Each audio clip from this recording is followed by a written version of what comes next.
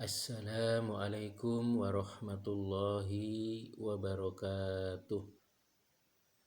Innal hamdalillah nahmaduhu wa nasta'inuhu wa nastaghfiruh wa na'udzu billahi min sururi anfusina wa min sayyiati a'malina. May yahdihillahu fala mudhillalah wa may yudlil fala hadiyalah.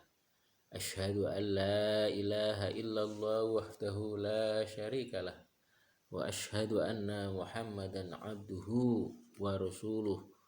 Allahumma sholli wa sallim wa barik ala Muhammad wa ala alihi wa ashabihi wa man tabi'ahum bi ihsani ila yaumiddin. Amma ba'du. Para jamaah yang dimuliakan oleh Allah Subhanahu wa ta'ala, marilah kita senantiasa memuji syukur kehadirat Allah Subhanahu wa ta'ala, karena telah begitu banyak rahmat, nikmat, hidayah yang telah dianugerahkan kepada kita semua, sehingga kita mampu datang ke tempat ini dalam rangka ta'lim, menuntut ilmu agama, dalam rangka mendekatkan diri kepada Allah Subhanahu wa ta'ala tanpa suatu halangan dan rintangan apapun. Sholawat serta salam mudah-mudahan tetap tercurah kepada junjungan Nabi kita Muhammad Shallallahu Alaihi Wasallam. Para jamaah yang dimuliakan oleh Allah Subhanahu wa ta'ala, pada kesempatan kali ini kita akan melanjutkan ngaji kitab Bulughul Maram bab haid. Bismillahirrahmanirrahim. An Aisyata, dan dari Aisyah, radhiya semoga meridhoi Allah anha dari Aisyah, anna Fatimah binta Abi Hubaisin, sesungguhnya Fatimah binti Abi Hubais, kanat adalah Fatimah binti Abi Hubais, tustahaduh, perempuan atau wanita yang sedang istihadah. Faqala, maka bersabda, laha, bagi Fatimah binti Abi Hubais, Rasulullah sallallahu alaihi wasallam, inna damal haidi, sesungguhnya darah haid, damun, yaitu darah, aswadun, hitam, yu'rafu, yang sudah dikenal atau diketahui. Faidha kana, maka apabila adalah darah dzalika, yang seperti itu, yaitu maksudnya jika adalah darahnya itu darah hitam, maka fa'amsiki, maka diamlah atau berhentilah, anis sholati, dari sholat. Faidha kana, dan maka apabila darah al-akhru yang lain, fatawaddoi, maka berwudulah kamu, wasolli, dan sholatra.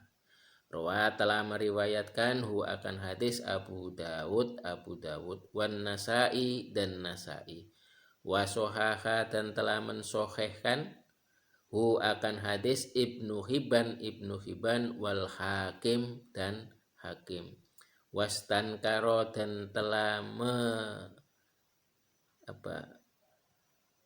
memungkarkan akan hadis Abu Hatim.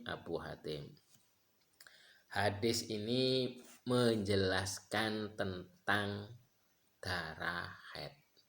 Ada seorang sahabat perempuan yang bernama Fatimah binti Abi Hubais yang sedang istihadah. Kemudian bertanya kepada Rasul, maka Rasul menjawab atau bersabda, darah haid itu warnanya hitam kelam, yang sudah diketahui oleh para ibu-ibu. Dan apabila darah itu warna hitam, maka berhentilah sholat. Dan jika selain hitam, maka berwudulah dan sholatnya. Hadis ini diriwayatkan oleh Abu Dawud dan Nasai dan disahihkan oleh Ibnu Hibban dan Hakim. Tetapi Abu Hatim mengatakan bahwa hadis ini adalah hadis mungkar, yaitu hadis yang diriwayatkan oleh perawi yang dhaif. Tetapi inti dari kandungan hadis ini bahwa warna darah haid itu adalah warna hitam. Jika selain itu, maka itu bukan darah haid sehingga sudah boleh melakukan sholat meskipun masih mengeluarkan darah. Nanti di kelanjutan hadis insya Allah akan ada bagaimana cara mengetahui itu darah haid atau darah selain haid. Wa fi hadisi Asma'a binti Umaisin, dan di dalam hadis Asma binti Umais inda Abi Dawud, di sisi riwayat Abi Dawud, wal tajlis, dan hendaklah duduk perempuan fi mirkanin, di dalam bejana, faida ro'at, maka apabila mengetahui perempuan sufrotan. Nah, ini salah satu cirinya. Sufrotan, warna kuning, fauqol ma'i, di atas air, faltah tasil, maka hendaklah mandi junub orang, liduhri wal asri, untuk sholat duhur dan sholat asar, huslan, sekali mandi, wahidan, yang satu, watah tasila, dan hendaklah mandi perempuan, lil maghribi, untuk maghrib, wal isya'i, dan isya, huslan, sekali mandi, wahidan, yang satu, watah tasilu, dan hendaklah mandi perempuan, lil fajri, untuk sholat subuh, huslan, sekali mandi, wahidan, yang satu, watawaddo'u, dan berwudulah hendaklah berwudu perempuan, fima, di dalam sesuatu, baina dzalik, di antara dua sholat, misalnya zuhur dan asar, maka mandi sekali mandi, kemudian pas mau sholat asar wudu, kemudian sholat asar. Hadis ini menjelaskan bahwa ciri dari tadi yang pertama, bahwa hadis yang pertama menjelaskan bahwa ciri dari warna darah haid itu adalah warna hitam pekat. Maka selain hitam itu bukan darah haid. Kemudian di hadis yang selanjutnya, yang kedua ini, cara mengetahui itu darah haid atau tidak, yaitu duduk di atas bejana yang berisi air, kemudian dicelupkan. Ketika di atas air ada warna kuning, kekuningan, maka itu bukan darah haid. Dan jika bukan darah haid, maka wajib sholat, tidak boleh meninggalkan sholat. Bagi yang ragu-ragu, ini anjuran Nabi, hendaklah mandi besar atau mandi junub, mandi janabat di setiap kali mau sholat.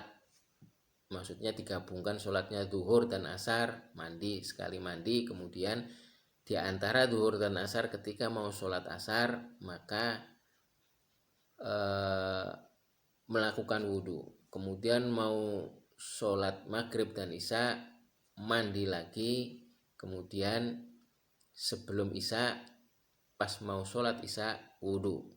Kemudian subuh, mandi lagi. Kemudian sholat subuh. Itu cara untuk melakukan ketika darah istihadah, masih keluar darah, tetapi bukan termasuk darah haid, karena warnanya bukan warna hitam tetapi warnanya ada kekuning-kuningan.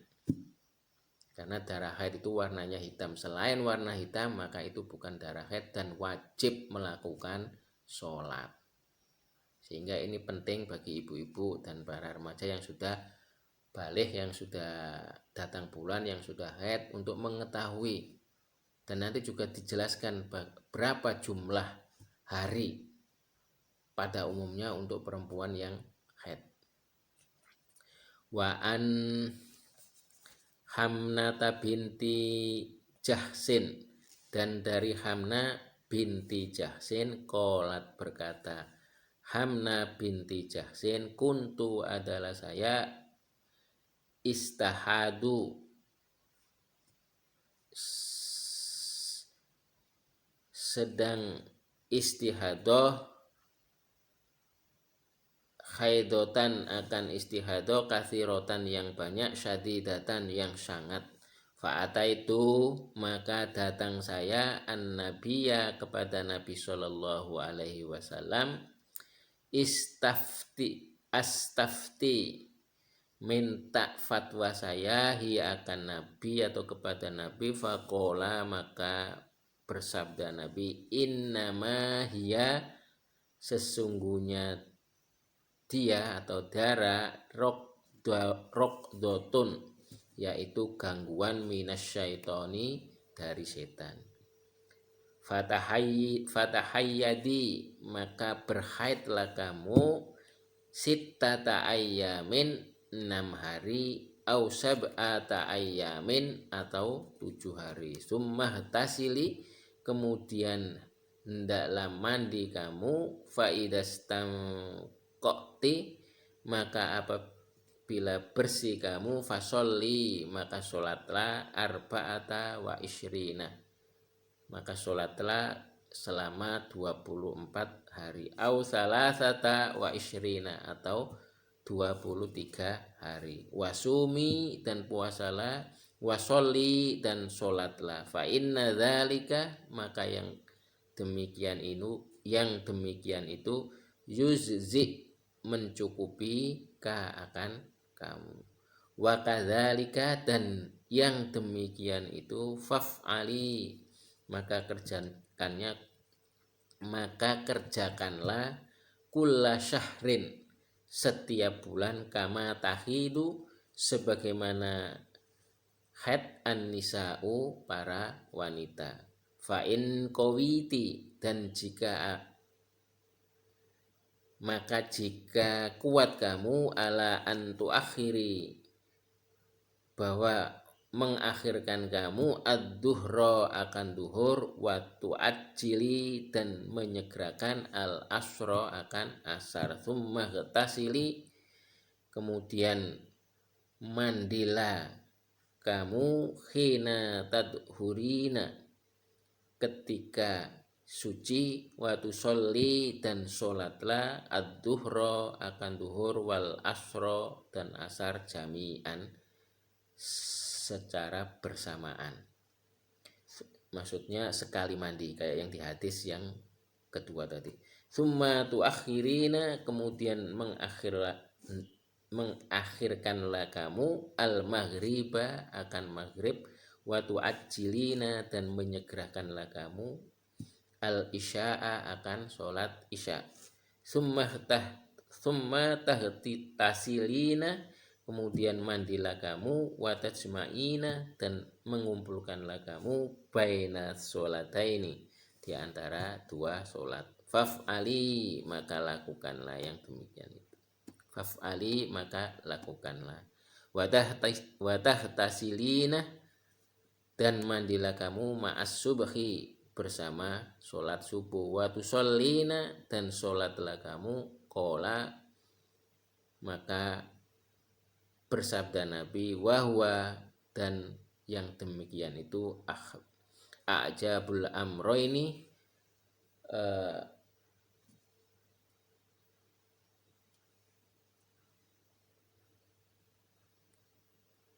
a'jabul amroini yang menakjubkan 2 perkara ilayya kepada saya, atau yang lebih kucintai dua perkara ilayya kepada saya. Rawa telah meriwayatkan akan hadis al-khamsatu imam 5 ilan Nasai kecuali Nasai. Wasohaha dan telah mensohihkan akan hadis at-Tirmidzi imam Tirmidzi wa hassana dan telah menghasankan akan hadis al-Bukhari imam Bukhari.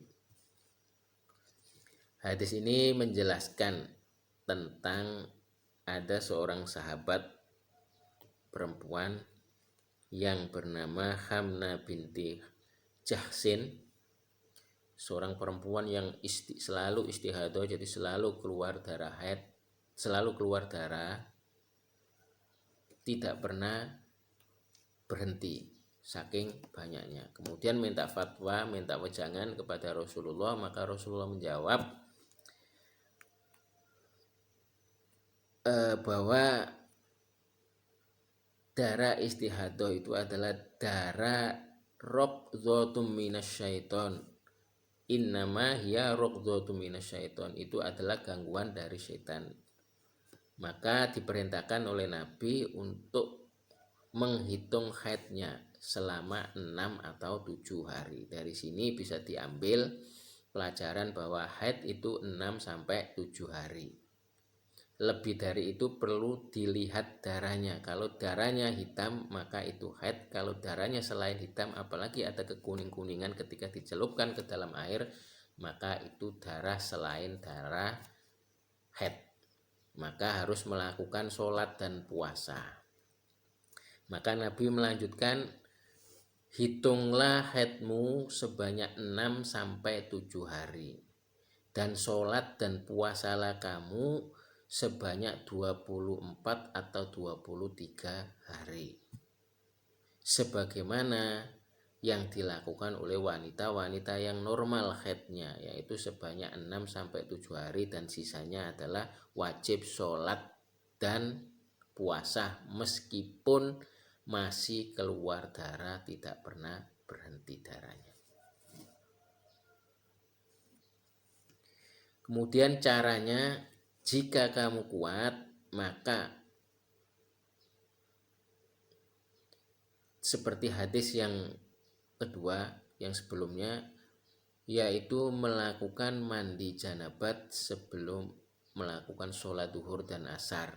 Yaitu diakhirkan duhurnya ketika menjelang asar, itu sholat, ketika kiroah sholat, ketika kiroah mandi, menjelang kiroah itu mandi, kemudian sholat duhur, setelah sholat duhur enggak lama kemudian sholat asar, dijadikan satu. Dan di sini tidak dijelaskan di sela-sela di antara sholat duhur dan asar itu harus wudhu. Kalau yang hadis pertama tadi wudhu, jadi mandi janabat untuk sholat duhur dan asar, ketika mau sholat asar wudhu dulu, kemudian mandi janabat lagi untuk sholat maghrib dan isya, ketika mau sholat isya wudhu dulu. Nah, kalau yang ini tidak ada penjelasan seperti itu, yaitu cukup diakhirkan sholat duhurnya, kemudian mandi, setelah sholat duhur nunggu sebentar baru sholat asar. Begitu juga menjelang maghrib, mengakhirkan sholat maghrib, mandi sebelum sholat maghrib, kemudian nunggu sebentar baru sholat isya langsung tanpa wudhu. Kemudian sholat subuh juga demikian. Dan dilanjutkan oleh Nabi, qala wa huwa ajabul amroini ilayya, dan cara ini yang paling aku cintai. Ini sabda Nabi SAW. Dari 3 hadis tersebut ada beberapa cara untuk menggabung sholat. Yang pertama, cukup dengan sholat tidak dijelaskan mandi, cukup wudhu. Setelah mandi janab, setelah dianggap suci meskipun masih keluar darah, mandi kemudian wudhu untuk sholat seperti biasa. Kemudian kalau hadis yang kedua dalam bab ini, mandi kemudian sholat duhur, asar, sekali mandi, di tengah-tengah sholat duhur dan asar itu ada wudhu. Kemudian mandi lagi untuk maghrib dan isya, di tengah-tengah maghrib dan isya wudhu. Kemudian sholat subuh, sebelum subuh mandi. Sedangkan hadis yang ketiga yang barusan, setelah dihitung 6 atau 7 hari seperti kebiasaannya, maka mandi janabat meskipun masih keluar darah, kemudian sholat duhur dan asar dijadikan satu, yaitu diakhirkan duhurnya, disegerakan asarnya tanpa wudhu. Begitu juga maghrib dan isya, diakhirkan maghribnya, disegerakan isyanya, mandi janabat sebelum sholat maghrib dan isya. Kemudian sebelum subuh mandi lagi untuk sholat subuh. Demikian yang bisa saya sampaikan, mudah-mudahan bermanfaat dan mudah-mudahan masih dikasih kesempatan oleh Allah Subhanahu wa taala untuk masih bisa bertemu lagi, dan fa insyaallah pada pertemuan selanjutnya akan kita lanjutkan di hadis yang selanjutnya. Billahi taufik wal hidayah. Summa salam. Wassalamualaikum warahmatullahi wabarakatuh.